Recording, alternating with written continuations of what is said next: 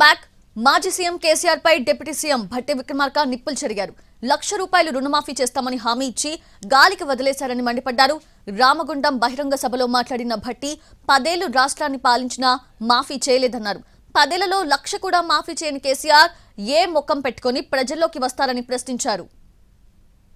ఒకసారి కాదు 2 సార్లు 14 నుంచి 18 వరకు 2018 నుంచి 2023 వరకు ఒక్కొక్క టర్మ్ 10 సంవత్సరాలు ఈ రాష్ట్రాన్ని పాలన చేసి ప్రతి టర్మ్లో కూడా ₹1,00,000 రుణమాఫీ చేస్తామని చెప్పినటువంటి కె చంద్రశేఖరరావు గారు టిఆర్ఎస్ నాయకత్వం ఆ ₹1,00,000 కూడా రుణమాఫీ చేయకుండా గాలికి వదిలేసిన సంగతి మీ అందరికీ తెలిసింది.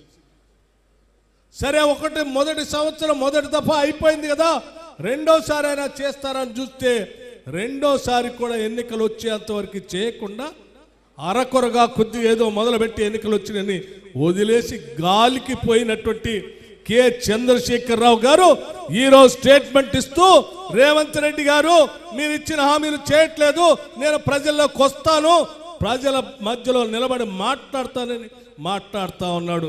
నేను అడుగుతా ఉన్నాను చంద్రశేఖరరావు గారు, ఈ రామగుండం సభ నుంచి అడుగుతా ఉన్నాను, 10 ఏళ్ళు కనీసం ₹1,00,000 కూడా రుణమాఫీ చేయలేనటువంటి మీరు తగుదనమ్మా అని చెప్పి మేము చెప్పినట్టుగా 2 లక్షల వరకు 18,000 కోట్ల రూపాయలు కేవలం నెల రోజుల్లోనే బ్యాంకులు వేసినటువంటి కాంగ్రెస్ ప్రభుత్వాన్ని తగుదనమ్మా అని అడగటానికి వస్తావు.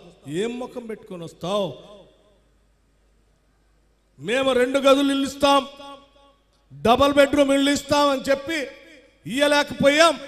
కానీ కాంగ్రెస్ పార్టీ రాగానే డబల్ బెడ్రూమ్ ఇళ్ల కోసం 5 లక్షల రూపాయలతో శాంక్షన్ చేస్తూ ప్రతి శాసనసభ నియోజకవర్గంలో కనీసం 3,500 ఇళ్లకు తగ్గకుండా 4.5 లక్షల ఇళ్లు శాంక్షన్ చేయడం కోసం కాంగ్రెస్ పార్టీ ముందుకు పోతా ఉంది. ఇది తప్పు, నాలాగా వాళ్ళు కూడా ఎగేస్తే బాగుండదని చెప్పడానికి వస్తావా?